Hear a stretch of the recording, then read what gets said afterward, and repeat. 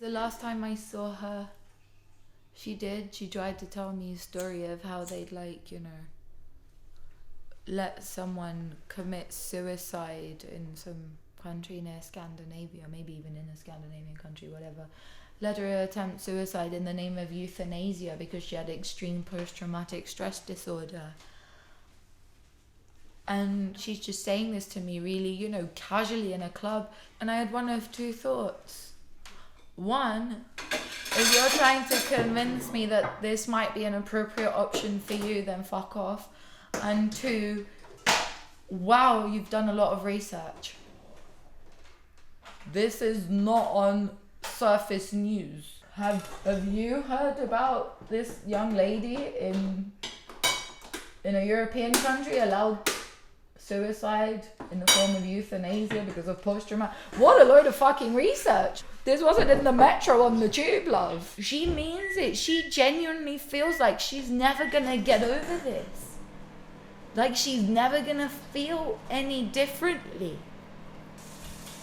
And I always told myself that she might one day, she might not grow out of it, but learn to forgive, find happiness, find comfort somewhere, love herself, whatever. She might feel differently one day.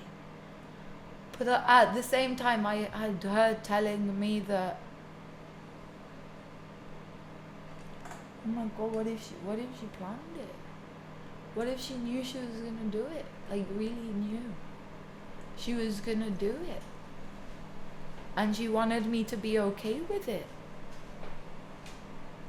She was trying to tell me that it's okay. This is the only way to relieve me. This is the only way that I'm gonna feel better.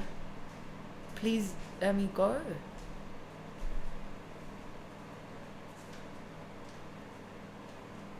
Because it was just the way she said it, just so casually.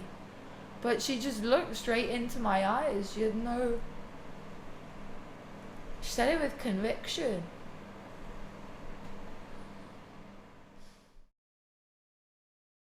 This is a podcast for Kel. Exactly a month before she died, I went to meet Kel at the airport. She was returning from her last trip away with James II.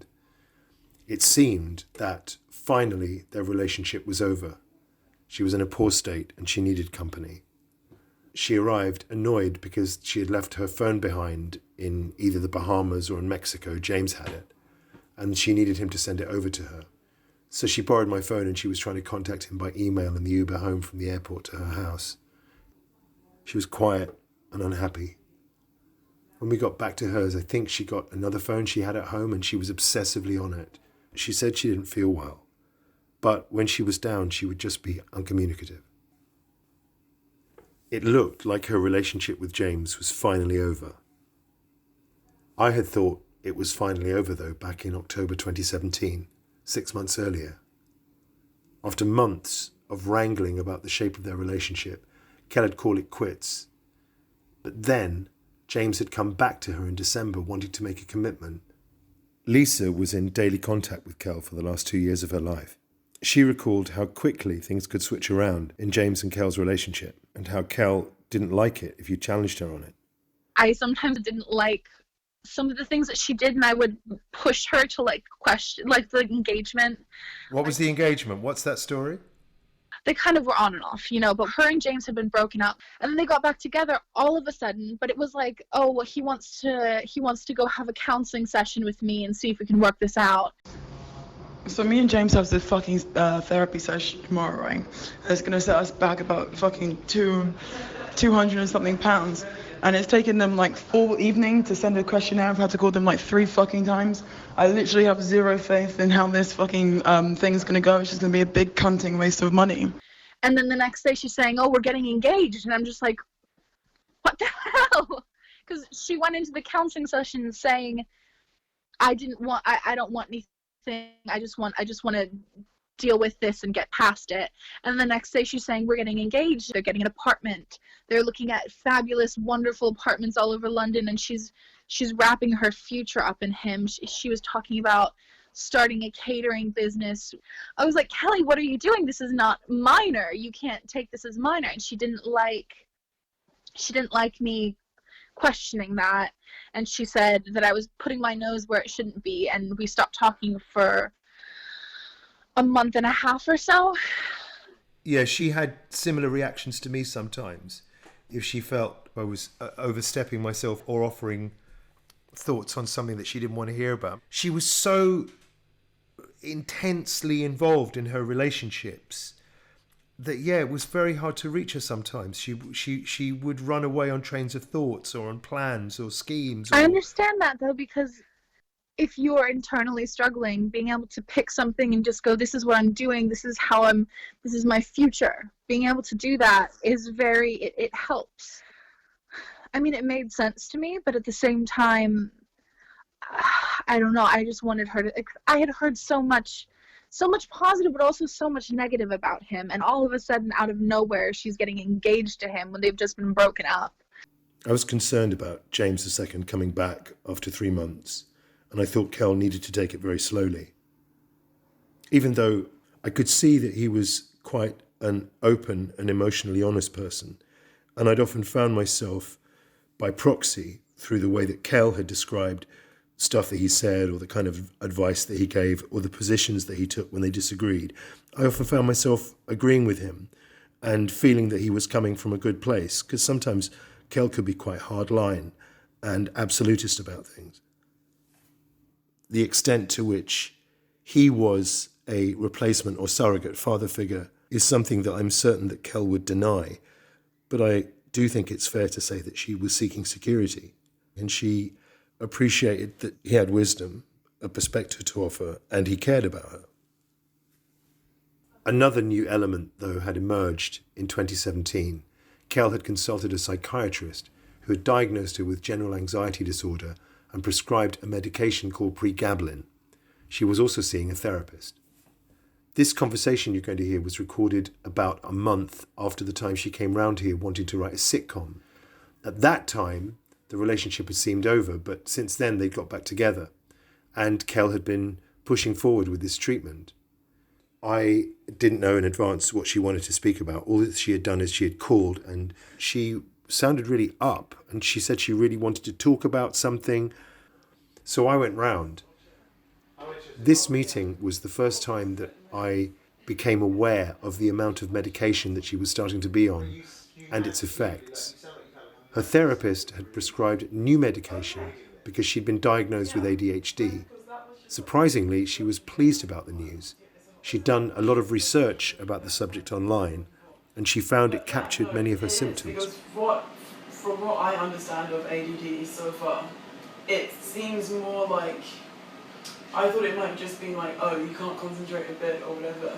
But actually reading about it and listening to my doctor talk about it and stuff, it's like having, or what I assume a personality disorder is like, it's something that affects every aspect of your, like, it affects your personality, you as a person, how you interact with the world, and also, your brain. It's just, it seems crazy. I didn't think that ADD was, I mean, obviously I had no idea what it was properly, because I really didn't think that ADD was like that. Seriously, I think everyone needs to just go to therapy. I can't believe... I said that to you 10 years ago when you What the fuck? I should have... Imagine 10 years ago, imagine this was found earlier, sure. And develop coping strategies, were on the right medication and things.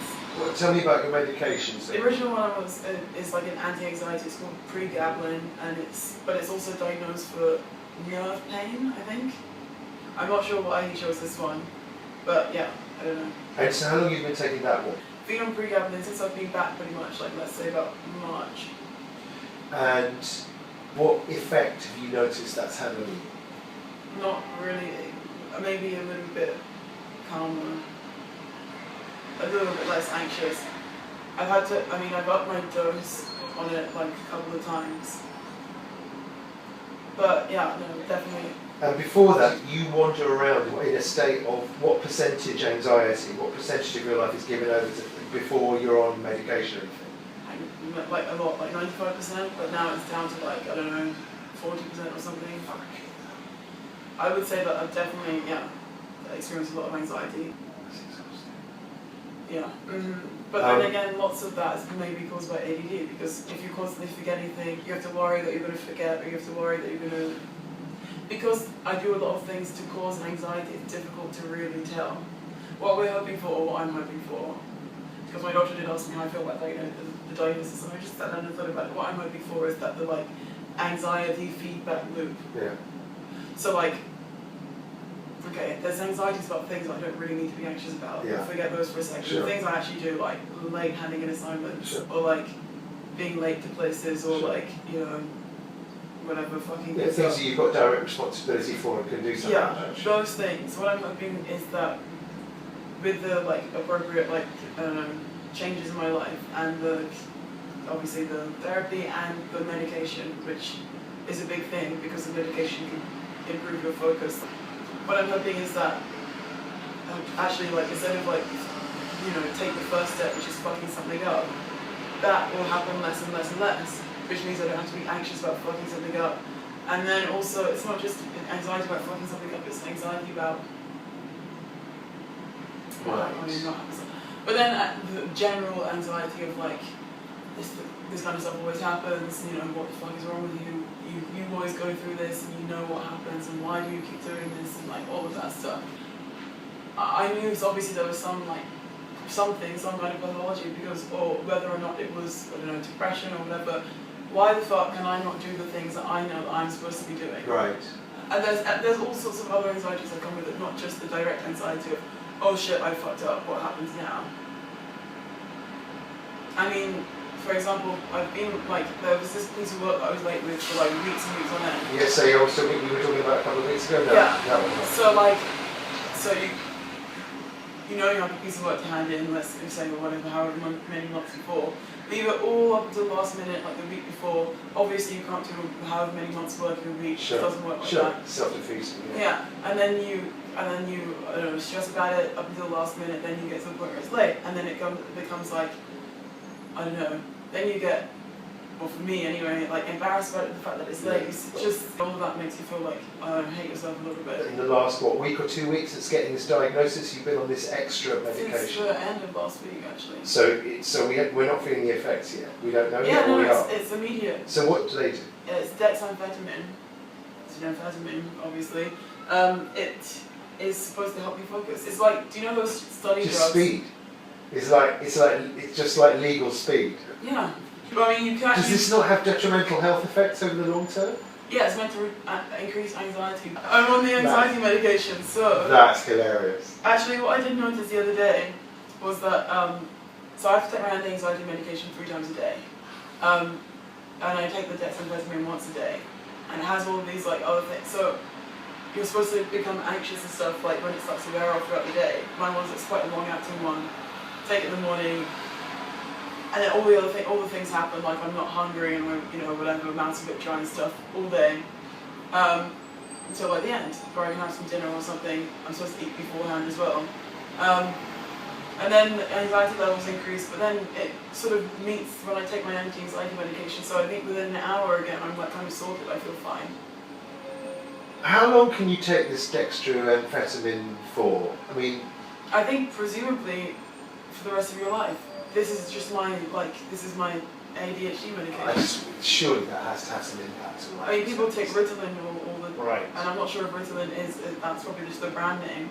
It's all sterile stimulants. I would be really concerned about the long-term effects on this. But I wonder, like, to James, because these things, first of all, they're all addictive. Yeah, right. Like, pregabalin is sold, like, as a drug. It's like a massive problem in Ireland right now as well. People are just buying pregabalin, taking way too much. And I know also pregabalin is a medication that, well, I was warned because the weekend before last, I went to a festival and my pregabalin makes me quite tired. I didn't take it, and also because I don't want to be sort of like falling asleep. I stopped taking it for like a couple of days, and whenever I was on MDMA and all those things, and he goes, don't do that, because if you suddenly stop taking it, you can have seizures. And also because I was taking too much of it, because I was like, if you're on a high dose, which I was taking it a little bit too, I was abusing it a little bit, which we've spoken about in therapy, obviously.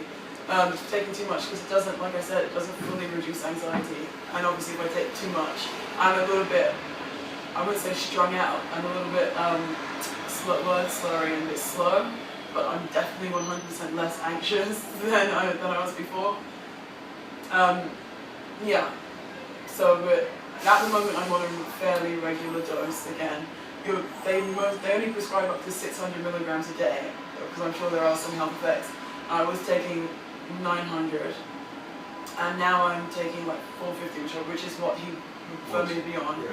And occasionally, like yesterday, I had a huge argument with James. I took like one extra, so I was up at the 600, but the dexamphetamine also is kind of good. It reduces anxiety in a different way. A lot more focused. Like I noticed that if James is going on a tangent, or if we're even having, and this is actually quite shitty, if we're even having a discussion about our relationship, I can't stop my mind from like wondering or like thinking about something else or thinking about a point I want to make and like not focusing on his words. And so we've actually had some really great conversations with past. Because that hasn't been happening. I was on time to meet James yesterday for dinner. I know that sounds like nothing, but I was on time. I just got ready and I packed everything like I was supposed to do. I didn't have time to sit on my laptop for half an hour and chat to Carla, my flatmate. That doesn't happen, ever. Yeah. It sounds like such a small thing. No, I get it. Anything that's helping you gain some structure or some sense of purpose and that you achieve some goals, fantastic. I obviously am concerned about long-term being a drug addict, which effectively is what it makes you. So pregabalin is addictive and dexamphetamine is also addictive. Yeah. So those are concerns. I mean, I kind of did wonder that aloud to James the other day, like, people who are addicted to amphetamines, all the problems they have. If I were to take this for the rest of my life, what happens? And he did point out that I'm not on if I do stick to the dose I'm supposed to take, which is 30 milligram a day, possibly going higher, but it's a relatively low dose. People who are taking stimulants, they're taking, however many milligrams a day, and it's, so those effects maybe, they're lessened, it's not such a huge deal. It's like somebody who drinks a couple of glasses of wine a day in the evenings. Yeah. An alcoholic who's drinking bottles and bottles of wine a day, their effects are going to be completely different, which was his point, which is a fair point, I think. But will it have an effect? Yeah, probably, but maybe the effect is, the reason they describe it is because the effect is just so small. Do you think you've had it all your life? Do you feel this describes most of your life? I don't really remember what I was like as a kid. Maybe when I was living with my grandmother, until I was 7, maybe I did have it then, but I feel like having so much structure would have been good, which is that's what I need to implement in my own life now. I need to be very structured to live a normal life. They're telling me to make timetables and things and stick to them just to get the most out of what I want to do. Get the habit of that. Otherwise I'm just going to sort of which I usually do, just sort of languish around, not really get anything done. You're supposed to be doing something, but what kind of thing. Anyway, living with grandmother as a kid would have probably helped that, and so I'm sure if grandma did notice something, she would have tried to get help. It sounded to me like a lot of medication to be suddenly on. But at that point, the priority was trying to find a calm, stable place for Kel, even if it was medicated, a place where she could get things done. But again, in hindsight, it's difficult to listen to that and not think you're hearing someone who's trying to convince herself of something, trying to find something that will work for her, hunting a diagnosis. However, that meeting was, once again, Kel trying to process something and move forward, always trying to move forward. And for a few months, it seemed to work. Between the summer and about November of 2017, there seems to be a pretty good period where Kel was coping better, got a job as a chef, was going away with James II. This, coincidentally, was a time where Kel had offered me very strong support when my wife and I separated. I was incredibly grateful for it, and we spoke a lot about how life would be post my divorce and how we would all absorb it as a family. I also treasure the fact that she and I spent what would turn out to be her last birthday together. Kelly and James broke up again in October 2017, but Kel seemed to handle even that, even ending her psychotherapy in November. But on December 14th, she returned to her therapist, reporting that she wasn't managing her time and was struggling at work. It wasn't until, I don't remember where she was working, but she started a job she was just having a really hard time getting herself out of bed, and she didn't want to do anything. When Lisa was talking about Kel's struggles during that period, I asked her if Kel had ever spoken about ending her life. Yeah. She had, like, in passing said, like, oh, what am I, like, when she would have had a breakup with James, she would have said, oh, you know, what am I going to do? But it was very quick. She would always sort of say something and then move along as quickly as possible. She didn't really ever talk until that job, and then she was just having a really hard time, and I don't think that the environment there was very good for her either. She didn't ever make a big deal out of it, but she mentioned it enough that I could see that she didn't like it. They just talked to her in a very belittling, misogynistic way, and I don't think that did any help for her self-esteem and the way that she viewed herself as a chef, you know. Instead of having this pride in what she's doing, she's feeling minimalized and like she doesn't really belong. And then I can't remember who it was, but someone said something, someone called someone a racial slur, and she was very upset about that. And she, did you listen to the voice message that I sent you? Because that was actually in the voice message that I sent you at some point. Yeah, well, I have to step outside because I'm literally like trying to stand there at work and we're not very busy, so I don't have anything to distract me. And like my hands are shaking. I'm like getting really mad. She sent me a voice message about how they had used a racial slur, and what was it he was supposed to have said to her that was racist? He didn't say it to her. He said it to someone else, and I think he used the N-word to refer to maybe a busboy, but it was right. It hit her that they were just brushing it off. You like there's zero reason. It doesn't matter how mad you get with somebody. You don't need to bring their race into it. Obviously, I don't need to tell you guys that, right? But basically, the guy he said to the guy who made the comment towards him, he goes, "Why do you have to speak to me like that?" And then our senior sous chef said to the guy, "Oh," he asked him to explain the situation. He explained the situation, the waiter, I mean, and for fuck's sake, the waiter explained the situation, and then the senior sous chef said to him, "Oh, you know, you're right about the situation, but you were wrong as soon as you said that." And I was like, no, this is racism. There's no qualification here. As soon as you said that, you're dead wrong. There's no you were right about this. There's no picking and choosing. You fucked up. I think that it was just kind of a big blow to how she thought that the kitchen was working. Like, she's already dealing with people talking to her in a very misogynistic, belittling way, and then they say a racial slur that could have just as easily applied to her.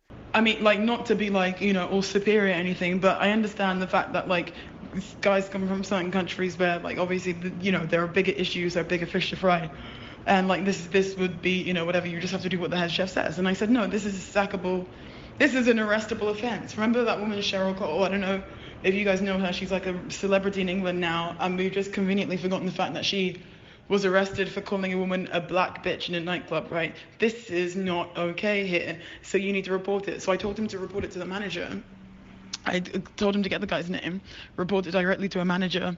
And so like he reported it to the manager, and then they sent the guy home. But another manager came in and started trying to justify it, saying he's a nice guy.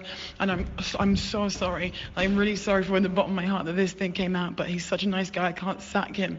And I'm just pissed. Oh, he's a nice guy and he has a family and all of this shit. If he cared so much about his family, he wouldn't come to work and make racist comments and say things that can get him sacked. Surely he thinks about his family before he says shit like that. I just don't know. I don't even know like what this company's fucking playing at. Seriously, that kind of shit, you don't say it. What, like, there's zero reason to bring that into an argument anywhere. When Lisa had first sent me those recordings, I'd taken them as a sign of Kel's natural assertiveness and her tendency to stick up for herself and for others. But now, as I listened through to them with Lisa, all I could hear was the vulnerability in her voice, her emotions accelerating in that pile of words at the end.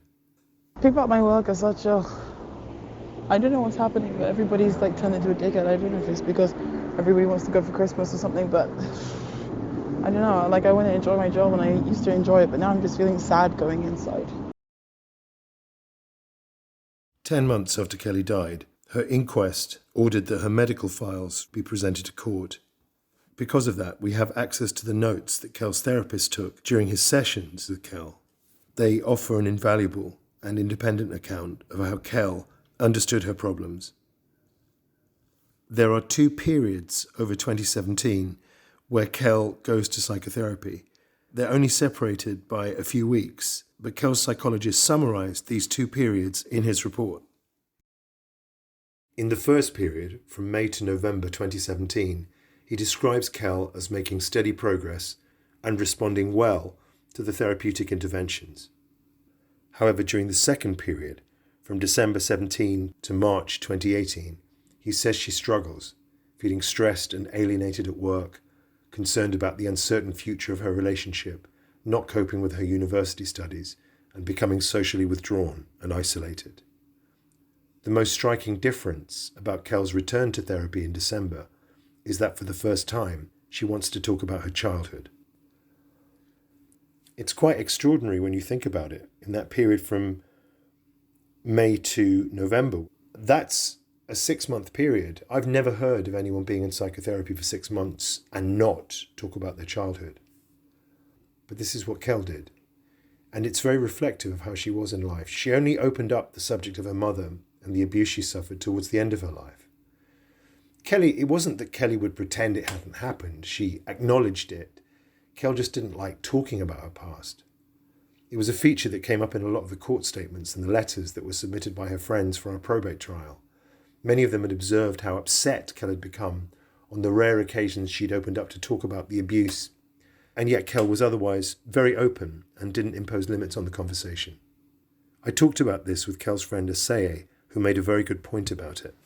She just didn't want to look at what she saw as her trauma. Because it wasn't explore it. And it wasn't even something she had control over. That's another thing. She didn't have any control over that situation, and quite rightly, you don't want to look at that because that was a time of your life where you didn't have control and somebody else was pulling those strings in your life. And I don't know if she was ready to explore that yet. I remember a conversation here actually. This is Kelly's first serious boyfriend, James the First. She was going to me, I wish I could start over and just have like a thing like that.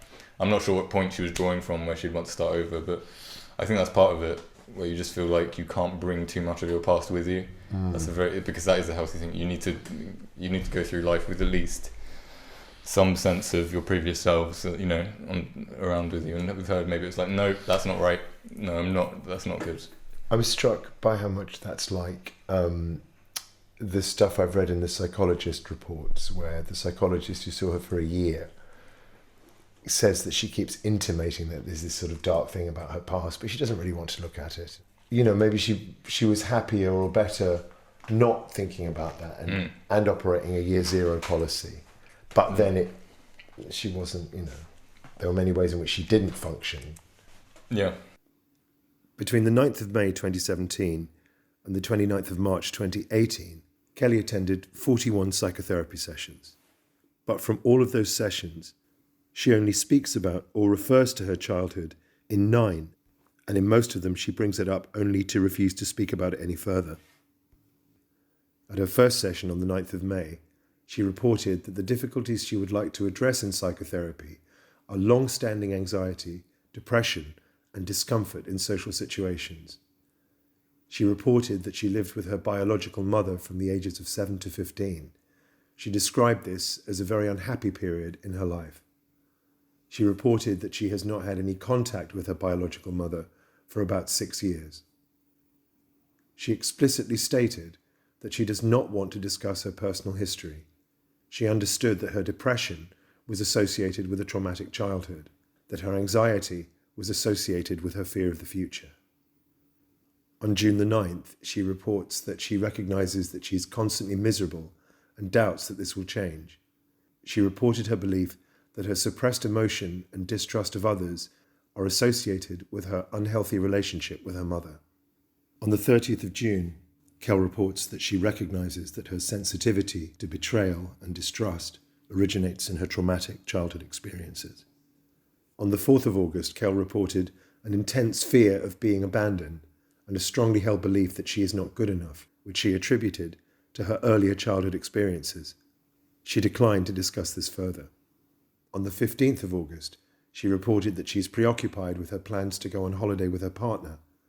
She associated this with her feelings of insecurity and sensitivity to betrayal, which she recognised is related to her traumatic childhood experiences. She declined to pursue this further. However, on the 14th of December, the day she returns to therapy, having quit a month previously, something important has changed. She disclosed that she attempted to take her life at the age of 14 and was admitted to a mental health unit. She reported that she took an overdose about 3 years ago and was hospitalised briefly. She denied any current suicidal ideation, intent or plans, but reported that she's feeling distressed. She reported a need to talk about the abuse she experienced in her childhood. I can't account for this change in Kel in December. Was it because James II had reappeared and she felt that she had to explore herself fully so she could be a whole human being and be in a relationship with him? It's the only circumstance that changes in Kel's life, but I've got no other evidence for that. However, over Christmas 2017 and New Year 18, she's very reflective and she's bringing up her past in a very open and measured way. She wrote me that beautiful email about our relationship on December the 30th, the Dear Father Who Art in Heaven, where she's going back over the past. And then on January the 3rd, she's openly speaking about her depression and her childhood in the conversation with me and my father at the restaurant. Talking about this stuff openly and admitting the role that it had played in her life was a huge step for Kel. I felt massively reassured by that at the time. I think everyone in her life saw it as a sign that she was starting to integrate and be whole. On March 22nd, she posted a selfie on Facebook, a strained expression on her face. The caption said simply, "Trying to smile, getting there." This is Romina. I was really fooled by her posting pictures, I'm trying to smile. And for me, it wasn't that, oh, you're trying with the depression. It was, you're actually telling people you're depressed. You are openly admitting that you've been unhappy and it's been hard. And that was probably the only time actually in the last 10 years I actually felt comfort for a moment. I was like, wow. I feel like an idiot. Completely. It means nothing. What a mug. I don't know how much of all that was affected by Kelly's growing sense over January and February that despite the adrenaline jab to the heart that James had given the relationship when he'd come back in December, it just wasn't going to work out. When she spoke about the relationship now, it was often cynical and she was despondent about it. You can even hear her disillusion with it as early as January the 3rd when she goes out with me and my dad. This is now just a few days after Kelly and James had reconciled in December, but already it seems things aren't working out. So did you make up on New Year's Day? Have you not spoken since then? We have, but it's been terrible. Why? It's week to week. It's like that with you two. I'm done with it. I'm making a lot How many of times have I heard you concessions. say this? No, but I'm making a lot of concessions for this relationship. He won't make any. So I think I'm done with it. But there's another side to that, which you can see in the WhatsApps that she has with Romina. Those show that Kelly was often having a good time with James, and you can see her in mid-February writing affectionately about him and actually extolling the virtues of being in a long-distance open relationship. But something else also comes to surface around February. A group of anxieties seem to come to a head and they impact on a lot of things. Kelly mentioned to me the prospect of suicide twice on the phone in that period. I think the first could even have been as early as late January, but it was probably early Feb. And she just said casually, without any particular emotion or sadness around it, that she was just thinking of getting her affairs in order so she could end her life and not cause any inconvenience to me or to Della. Obviously, I was very worried as soon as I heard her say that. And I spoke to her about that and tried to understand why she was saying it, because she'd not spoken that directly before. And that seemed to be coming out of the therapy that she was having, that she was finding very hard. She didn't want to live with the stuff that she was uncovering. And of course, I tried to reframe what was happening there with her, because it did seem to me often when you go into therapy and you look at these things, this kind of thing can be very destabilizing, and it's very natural to want to resist that. I had a slightly complicated reaction to it, though, because I think something that Kelly and I shared, having grown up with quite different but nevertheless difficult and demanding people, is that both of us in different ways had a tolerance for people's darkness. My dad, when I was growing up, one of the things that he often said was that, I'm never going to live past 40. I think I'll just commit suicide and that'll be it.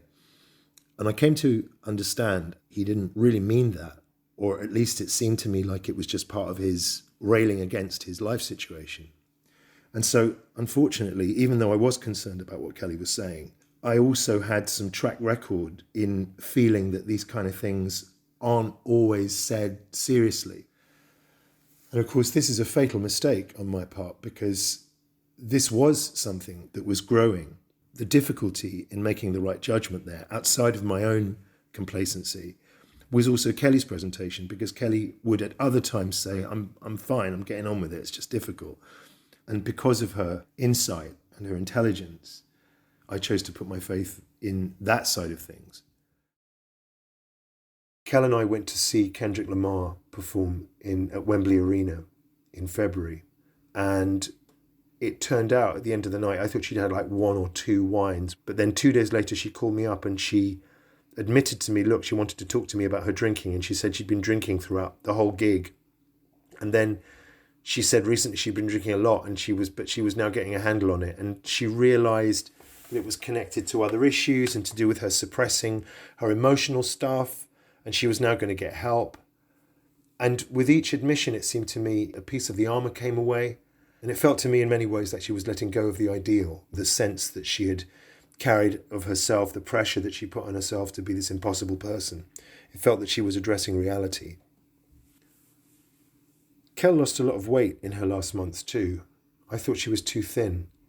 She said that James had said the same thing and that he didn't need her to be thin, he just wanted her to be happy. But she said it made her feel better. Her weight had always been an issue. She'd always thought she was fat when she wasn't. And now it had become another obsession. She was desperately fucking malnourished. Being desperately fucking malnourished makes you a lot more depressed. A hell of a lot more depressed. She was losing so much weight. I know what it can do to you psychologically, and the fact that she was already depressed absolutely frightened me the more weight she lost. And I remember the last time I saw her, she folded her belt inwards. Regular belt, for like a size 8 woman. And it's gone all the way to the last hole, and it goes another halfway around her. And I'm like, and I literally turned to her, I was like, you look stupid. I was like, you were too thin. And she's like pulling her clothes. She goes, I can't wear anything, they don't fit me. I was like, this is not attractive. Whatever you've convinced yourself. But she was starting to convince herself also that she was anorexic. Kelly had a panic attack at work in February and paramedics had to be called and she was taken home. Her friends also, in these last few weeks of her life, became concerned about how the medication was affecting her and how she seemed to need it to function normally. I distinctly remember it was the first time I saw her when I came back to London after being away for like 2 months, going for lunch with her. This is Tobiana. She was like 45 minutes late, astounded. And I was just sitting there going... That's good for her. I was like, it's fine, it's Kel, like, whatever, I'm so used to this. And she got to lunch and she was in such a flap, like she was so flustered. And I was like, what's happening? What's going on? And she was like, I haven't taken my meds for today. Like, let me take them. And it was like she just became a different person. And I remember thinking... How do you mean a different person? She was just like the person she was from, like, she literally took her meds there in front of me. And like, it was just like, it was like in a different... She just became kind of like, she was much more settled and calm, but it was almost like she just was kind of a bit blank. And that was when I was like, okay, like this seems to me to be a little bit, it just shouldn't be like this. And it just wasn't her. It wasn't her. It wasn't sticking. I'd never known her to... Okay, as a kid, all right, she'd never even go on the pill. Or I've known this girl for 10 fucking years. I couldn't convince her to take the pill. She did all kinds of weird shit for contraception, but she wouldn't go on the pill. And I'm like, what? Why are you so anti-pill? I can't remember to take tablets. She was adamant. And it was the same with antidepressants, the pill. Why aren't you trying these things? I can't take tablets. I don't want to. All right? And all of a sudden, I'm having conversation with my friend. My antidepressants are maybe like this. I'm just like, when the fuck did you go on antidepressants? I'd never seen such weird changes in someone. I didn't know medication could do that. I didn't know you could suddenly take up smoking because of your medication. I was so confused. I was like, you hate to smoke. And she was like having like 5 cigarettes a day. And I swear she was going to throw them up sometimes.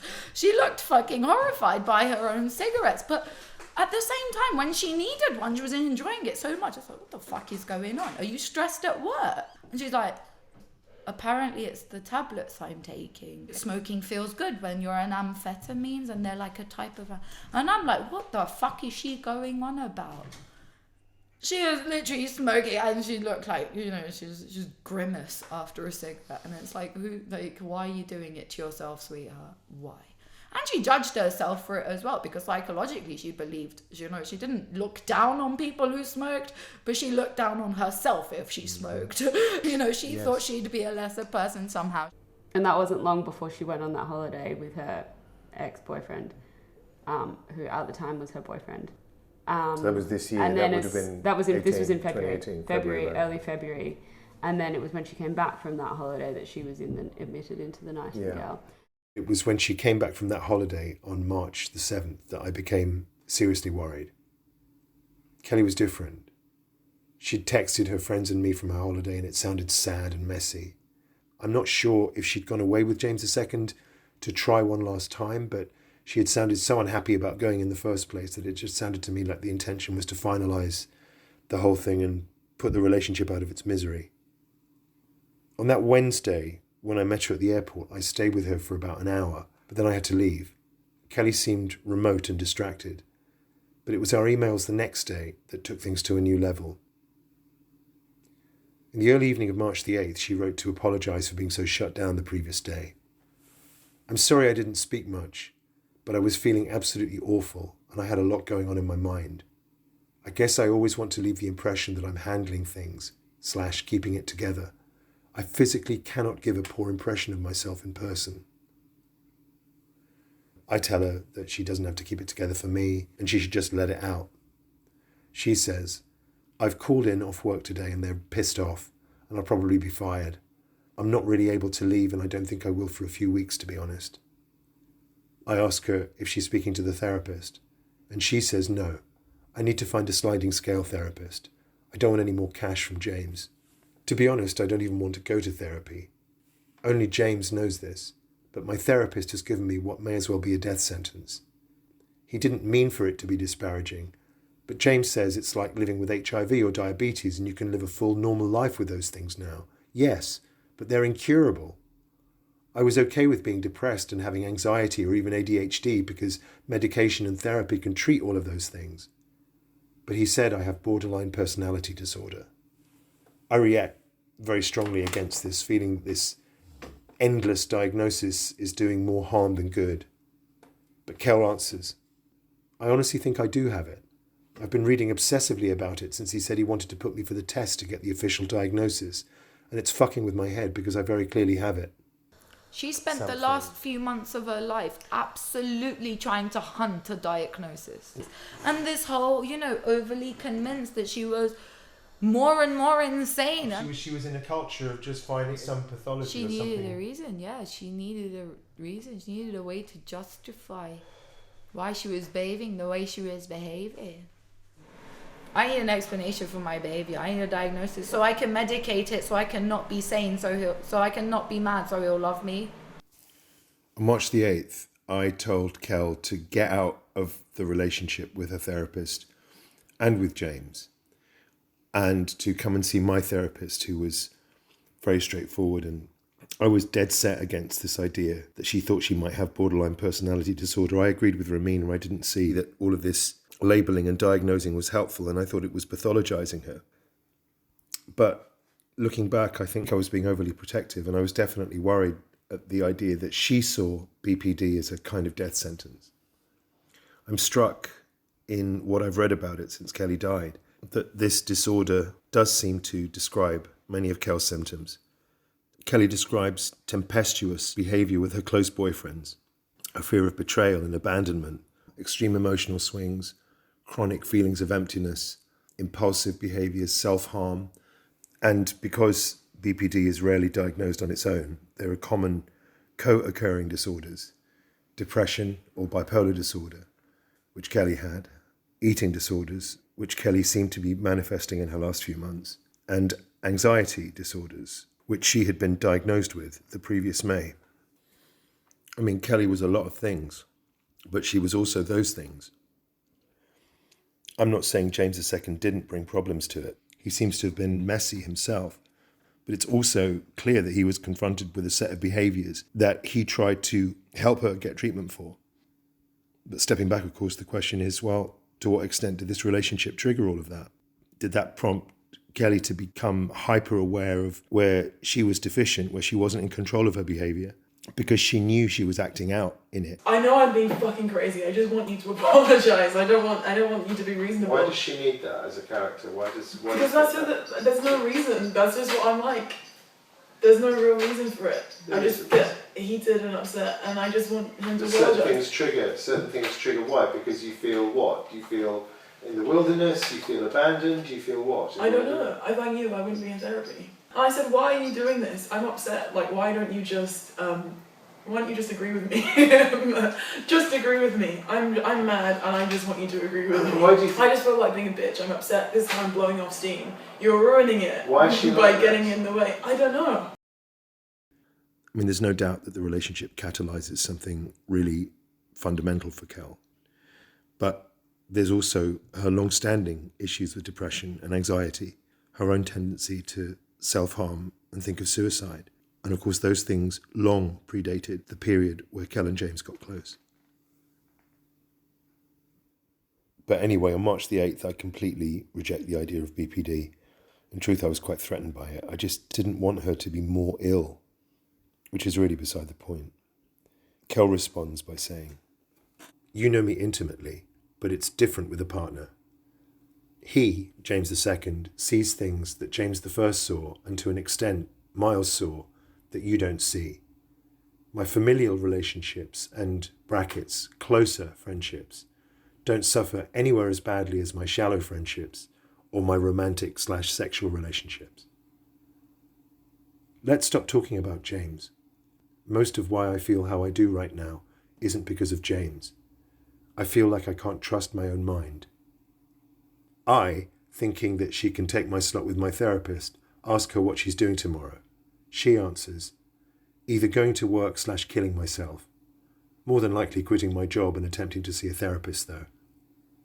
I got really drunk the other evening with James and I just kept cutting myself, and I spent the whole day trying to get my will to be legally binding because I feel so exhausted and miserable, because I'm not getting better.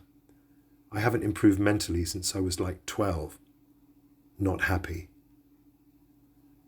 Can I just say that since the BPD diagnosis, this is the most calm I've been about wanting to die. I usually take wanting to die as a sign that I'm going crazy, but if I'm honest, it's such a casual thought in my mind. I even think it when doing well at work or pursuing hobbies, and when things are going well with James.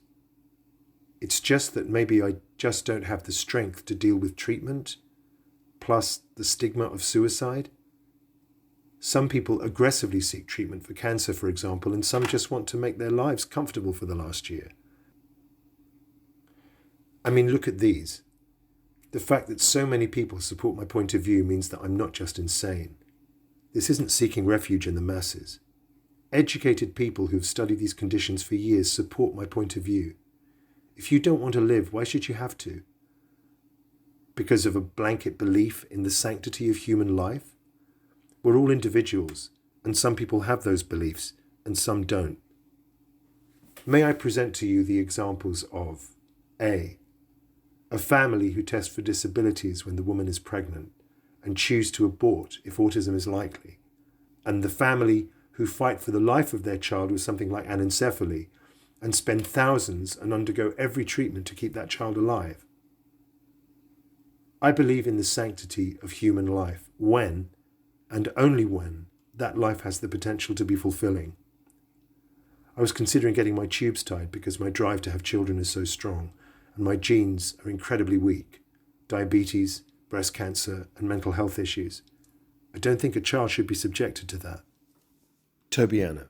We talked a lot, like more than I talk with many of my friends about having kids and things like that. And she said the same thing that she said to you, Katie, that about like, you know, I don't think I want to have kids. This is just in recent times, like because, you know, I think I'm quite fucked up and I don't think it would be good. But before that, when she had wanted to have kids and it had been a continued like point of contention in her relationship with her then boyfriend, because he already had his own children and had been married and had done all that and didn't want to do it again. And now, like retrospectively looking at that, I can see that even though she had those really strong maternal instincts and desires, she was almost self-sabotaging by being with someone who she knew she couldn't have children with. Lisa. So she was talking about how she wanted to get a lift, and I was saying you should try and wait until after you have kids if you want to breastfeed. And she said all of a sudden, out of nowhere, I'd never heard her say this, she says, no, I'm not having kids. I'm too messed up. I'm too damaged. And I was just like, she'd always talked about, she always said that she wanted to have kids in her 30s, to me at least. She didn't want to have kids in her 20s, and she kind of balked at it when I told her I was pregnant. You know, I told her, I don't even think my husband knows this, but I told her I was pregnant before I told him. But her first response was, are you going to keep it? And I was like, yeah. But she always wanted to have kids in her 30s. She wanted to be stable. You know, she wanted to have everything together before that. But she always wanted kids. There was no, from what I heard up until like the last month or so, she had never wavered on that. Take a look at these articles. 1. Right to die advocates, such as Australian Dr. Philip Nitschke, argue that the depressed and suicidal should be assisted to die if they so choose through humane medical treatment. 2. From this article. In one controversial case, a sexual abuse victim in her 20s was allowed to go ahead with the procedure as she was suffering from incurable PTSD, according to the Dutch Euthanasia Commission. Speakers at the conference will discuss euthanasia worldwide for terminally ill children and for people who are, quote, tired of life. In 2002, euthanasia was legalized in the Netherlands for those with unbearable suffering with no prospect of improvement. There is a provision for children from 12 to 18 years. The 59-year-old was taking more than 20 pills every day, including antidepressants, an opioid, a tranquilizer, and 2 medicines often used to treat bipolar disorder and schizophrenia. About a year later, on October 7, 2014, her doctor administered a lethal dose of drugs. It was all legal procedure in Belgium, which has among the world's most permissive euthanasia laws. So when Lisa and I were speaking, I read her all of this correspondence, all of this stuff that Kel wrote on March the 8th. It was in January 2019. And Kelly's inquest was going to be at the end of January. And I was putting together this material because the inquest wanted to see evidence of Kel's state of mind over her last few weeks. So these emails I thought were obviously really important. So this was about 9 months after Kel had died. And I hadn't read those emails since I'd had the exchanges with Kel, which would have been 10 months previously, at the beginning of March. I mean, why don't you get to die if you want? Not everybody wants to live. Life is unbearable for some. I was/am developing agoraphobia, for fuck's sake. I nervously throw up a controlled amount of my dinners when I go on dates with my (ex?) boyfriend, so I don't ruin his date nights. But so he remains attracted to me. I can't relate to people. I can't keep a job. I have social anxiety. 70% of evenings I consider killing myself. I've strangled myself to the point of passing out to prepare for suicide. maybe 6 times over 2 months.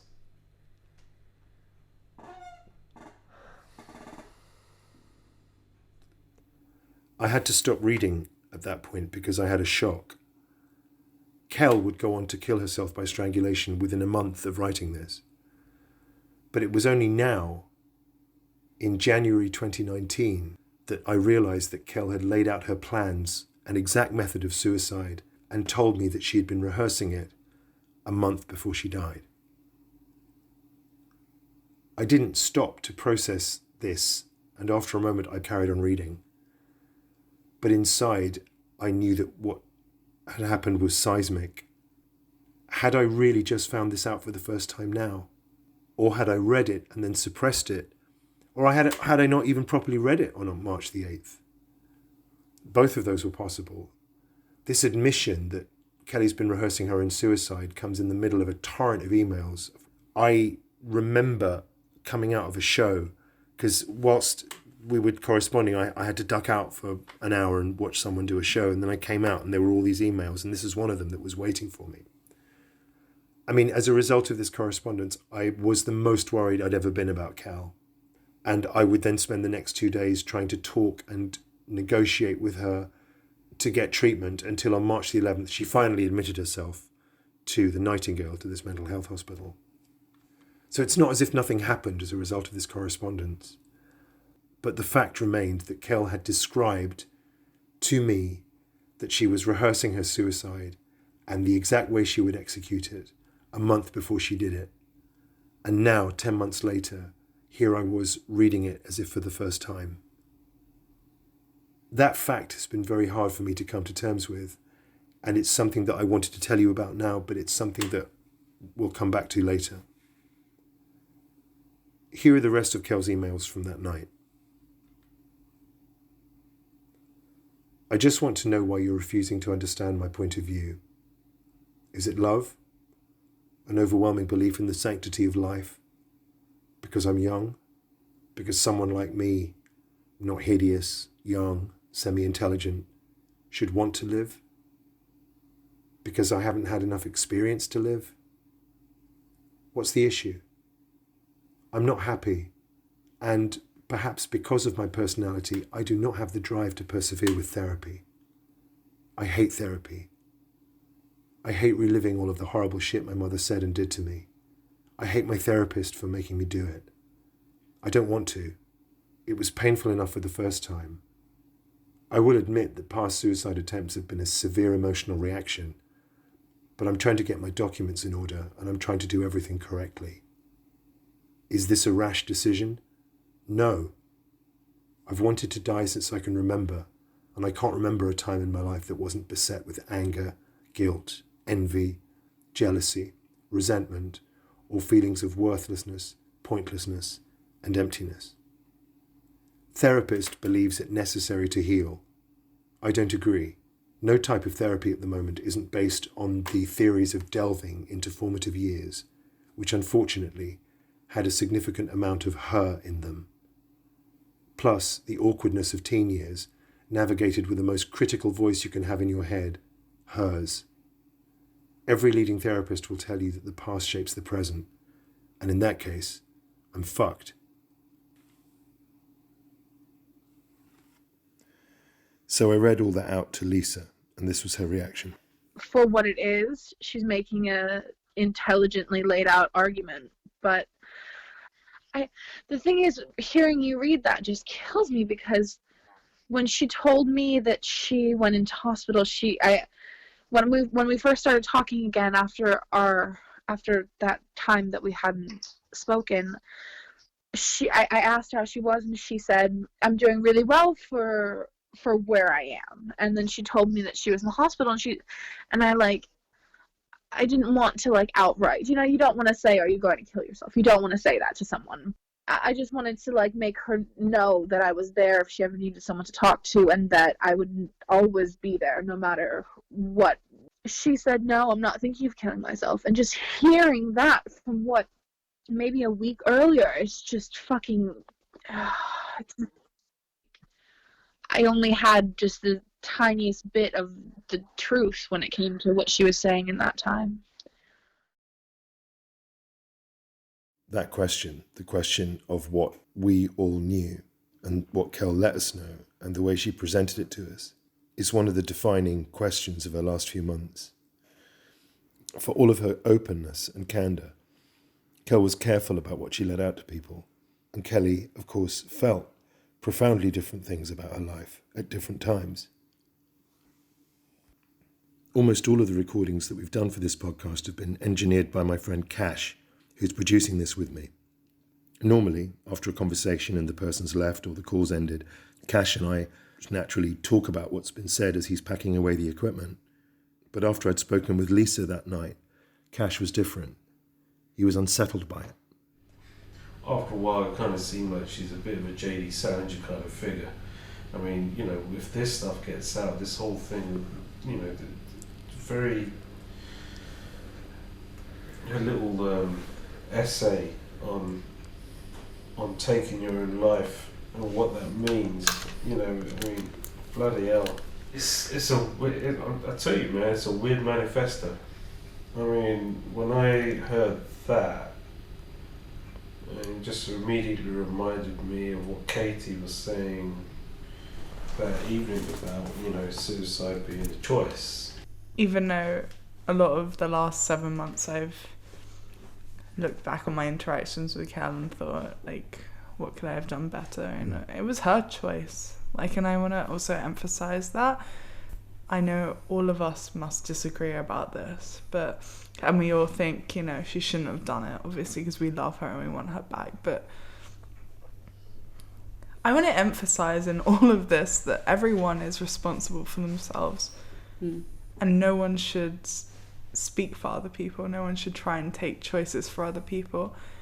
We can all say how much we want to say that Kel shouldn't have done it. I agree, but it was her choice. It was her life to take. I think that it's weird that we think that it's some crazy thing that someone would want to kill themselves. Why? Look at the world we live in. It's disgusting. Look at human relations. They're disgusting.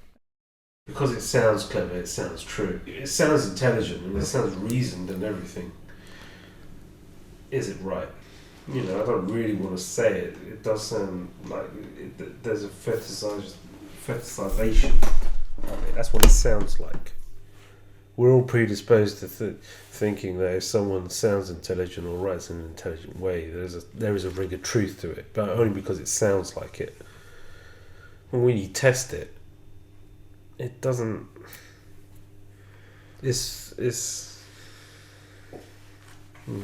I'm not kind of mixed feelings about it, really. About that, Miss, when you say mixed feelings, you mean about her and what her state of mind was, or what do you mean, or the subject itself? About her state of mind, and about maybe even telling the world about it. I mean, you know, for a second you listen to it and you think, oh yeah, why not? And it's a kind of a thing that draws you in, and then you have to remember, well, hold on. But that's personally, I mean, the way I view suicide, I do personally believe it's a selfish act. You never think about the people that you're going to leave behind. You always hope that they'll be okay, but then you don't really think about the questions that people will start asking about you. Why did you do it? I mean, just hearing that account, it's more about curiosity about it. It's what it sounds like. But I don't know. I mean, it's like, you know, it could also be a weird manifestation of depression, but we don't know. But why does it make you feel this is something that we should shy off and not? It sounds influential. It sounds what? Like it sounds influential. To do it. It's like, you know, someone could hear this and go, well, it's absolutely fucking reasonable. But it is reasonable. We could probably find someone who could sit down and make paedophilia reasonable. There is also, you know, the accounts of what her personality was towards her friend. I mean, with her friends, you know, as someone who cared about other people's well-being, the power that you have to be able to help other people, you can't have for yourself. You can't do it for yourself.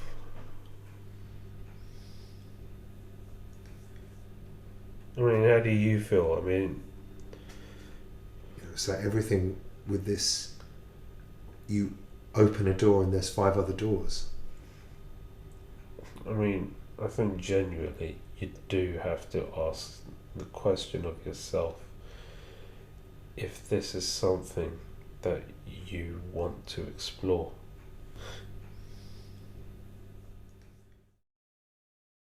In the next edition, we discuss the last 3 weeks of Kelly's life. This is a podcast for Kel.